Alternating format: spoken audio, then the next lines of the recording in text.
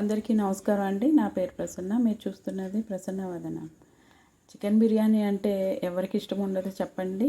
రెస్టారెంట్లో గుమగుమలాడే చికెన్ బిర్యానీ మన ఇంట్లోనే అదే టేస్ట్తో తయారు చేసుకోవచ్చండి.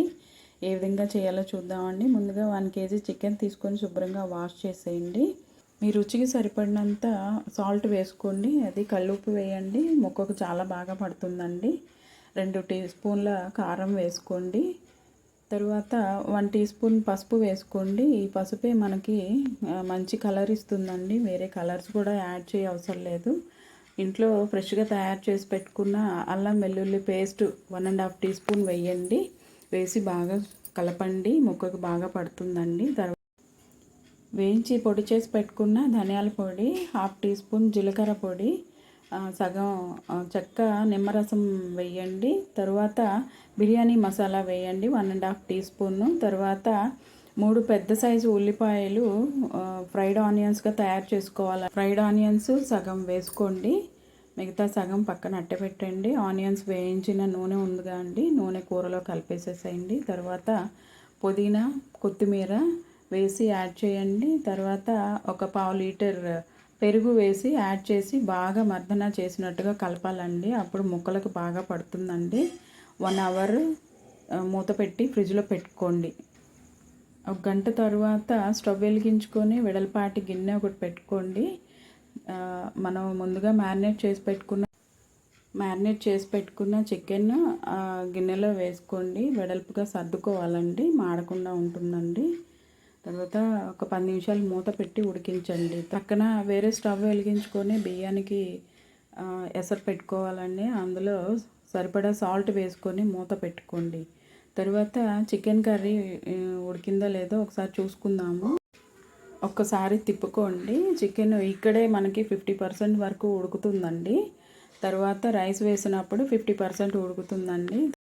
కొద్దిగా వాటర్ మరిగిందో లేదో పక్కన చూసుకుందాము. బిర్యానీ మసాలా వేసుకుందాం. చెక్క, లవంగం, యాలకులు, బిర్యానీ ఆకు, రాతి పువ్వు, కొద్దిగా కొత్తిమీర, పుదీనా, అల్లం వెల్లుల్లి పేస్ట్, 1 స్పూన్ నెయ్యి వేసుకుందామండి. వేసుకొని కొద్దిగా మరిగించుకుందాం వాటర్ని. తర్వాత కూర ఉడికిందో లేదో చూసుకుందామండి. ఒక పీస్ తీసి కట్ చేస్తే 50% ఉడుకుతుందండి. తర్వాత స్టవ్ ఆఫ్ చేసేసేయండి. 2 చీల్చిన పచ్చిమిర్చి వేసుకొని మూత పెట్టి ఉంచండి. పక్కన వాటర్ మరుగుతూ ఉంటుందండి. సగం నిమ్మ చెక్క వేసుకోండి. రైస్ వైట్గా వస్తుందండి. ముందుగా 1 గంట నానబెట్టి పెట్టుకున్న బాస్మతి రైస్ ఉంది కండి, అది ఎసట్లో వేసేసేయండి. వేసి ఒకసారి కలిగి తిప్పండి. తిప్పిన తర్వాత బియ్యం వేసిన ఒక్క 5 మినిట్స్లో ఇక చూసారా ఇలా బబుల్స్లా వస్తుంది. ఇక్కడ ఇలా వచ్చిందంటే 50% ఉడికినట్టండి రైస్. ఇలా కట్ చేస్తే కట్ అవుతుందండి. దీన్ని ఒక లేయర్ లాగా చికెన్ కర్రీలో వేద్దామండి. చికెన్ కర్రీలో కింద వాటర్ ఉంది కదండి, ఆ వాటర్కి ఈ రైస్ మిగతాది ఉడుకుతుందండి.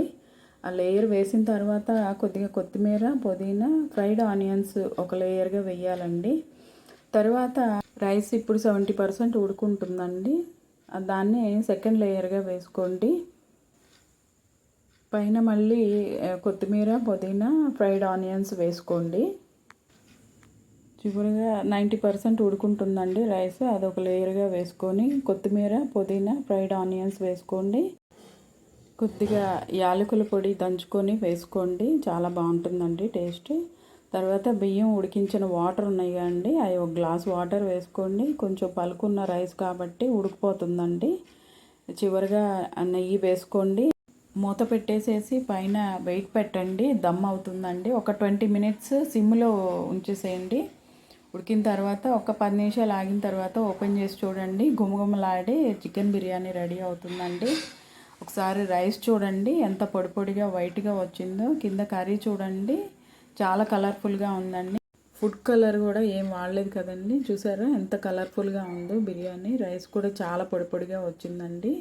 ఒకసారి ఈ విధంగా ట్రై చేసి చూడండి. మనం రెస్టారెంట్కి కూడా వెళ్ళవసరం లేదు. మనం ఇందులో ఎటువంటి ఎక్కువ మోతాదులో మసాలాలు ఏం వాడలేదండి. అందువల్ల పిల్లలు కూడా తినొచ్చండి. చాలా టేస్టీగా ఉంటుందండి. మన ఇంట్లో మన చేతులతో తయారు చేసి పెట్టింది కాబట్టి వాళ్ళు కూడా చాలా ఇష్టంగా తింటారండి. ఒక్కసారి ఈ విధంగా ట్రై చేసి చూడండి. చికెన్ పీస్ కూడా చాలా సాఫ్ట్గా ఉడుకుతుందండి. మనం ఇంకా ఎటువంటి మసాలాలు కూడా యాడ్ చేయలేదు. ఇంట్లో చాలా హైజీనిక్గా తయారు చేసుకున్నామండి. పిల్లలు పెద్దలు అందరూ ఇష్టపడి తింటారు. ఈ విధంగా ఒకసారి ట్రై చేసి చూడండి. గోంగూర రైతాతో చాలా బాగుంటుందండి. మీకు గనక ఈ రెసిపీ నచ్చినట్లయితే ప్లీజ్ లైక్ చేయండి, షేర్ చేయండి, సబ్స్క్రైబ్ చేయండి. ఎలా వచ్చిందో కామెంట్ చేయండి.